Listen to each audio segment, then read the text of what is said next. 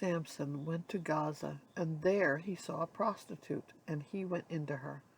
The Gazites were told, "Samson has come here," and they surrounded the place and set an ambush for him all night at the gate of the city.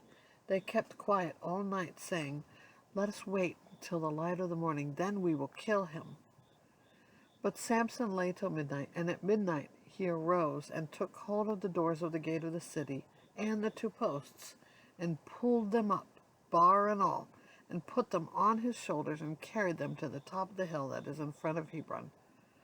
After this, he loved a woman in the valley of Sorek, whose name was Delilah. And the lords of the Philistines came up to her and said to her, "Seduce him, and see where his great strength lies, and by what means we may overpower him, that we may bind him to humble him, and we will give you 1,100 pieces of silver. We will each give you 1,100 pieces of silver." So Delilah said to Samson, "Please tell me where your great strength lies, and how you might be bound, that one may subdue you." Samson said to her, "If they bind me with 7 fresh bowstrings that have not been dried, then I shall become weak and be like any other man." Then the lords of the Philistines brought her up 7 fresh bowstrings that had not been dried, and she bound him with them. Now she had men lying in ambush at an inner chamber. And she said to him, "The Philistines are upon you, Samson." But he snapped the bowstrings as a thread of flax snaps when it touches the fire. So the secret of his strength was not known. Then Delilah said to Samson, "Behold, you have mocked me and told me lies. Please tell me how you might be bound." Then he said to her, "If they bind me with new ropes that have not been used, then I shall become weak and be like any other man." So Delilah took new ropes and bound him with them, and said to him, "The Philistines are upon you, Samson." And the young men lying in ambush were in an inner chamber, but he snapped the ropes off his arms like a thread. Then Delilah said to Samson, "Until now you have mocked me and told me lies. Tell me how you might be bound." Then he said to her, "If you weave the 7 locks of my head with the web and fasten it tight with the pin, then I shall become weak like any other man."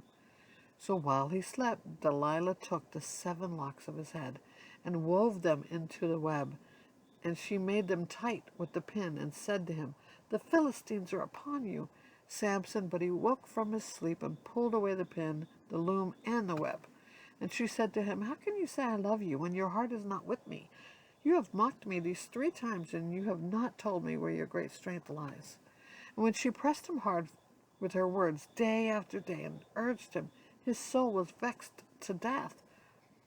And he told her all his heart, and said to her, "A razor has never come upon my head, for I have been a Nazarite to God from my mother's womb.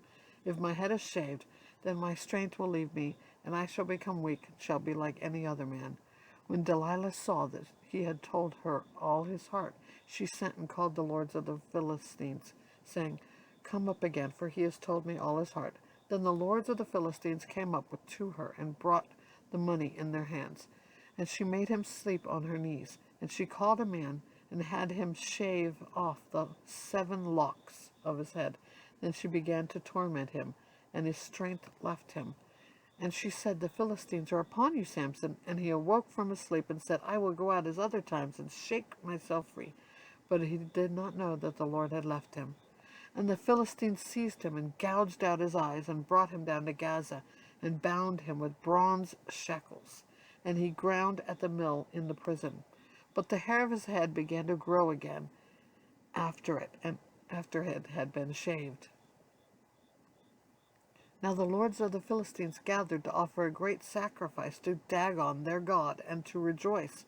And they said, "Our God has given Samson, our enemy, into our hand." And when the people saw him, they praised their God, for they said, "Our God has given our enemy into our hand, the ravager of our country, who has killed many of us." And when their hearts were merry, they said, "Call Samson, that he may entertain us." So they called Samson out of the prison, and he entertained them. They made him stand between the pillars. And Samson said to the young man who held him by the hand, Let me feel the pillars on which the house rests, that I may lean against them. Now the house was full of men and women. All the lords of the Philistines were there, and on the roof there were about 3,000 men and women who looked on while Samson entertained. Then Samson called out to the Lord and said, O Lord God, please remember me, and please strengthen me only this once, O God, that I may be avenged on the Philistines for my 2 eyes. And Samson grasped the 2 middle pairs on which the house rested, and he leaned his weight against them, his right hand on one and his left hand on the other. And Samson said, Let me die with the Philistines. Then he bowed with all his strength, and the house fell upon the lords and upon all the people who were in it.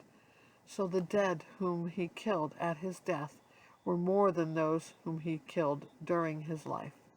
Then his brothers and all his family came down and took him and brought him up and buried him between Zorah and Eshtaol in the tomb of Manoah his father.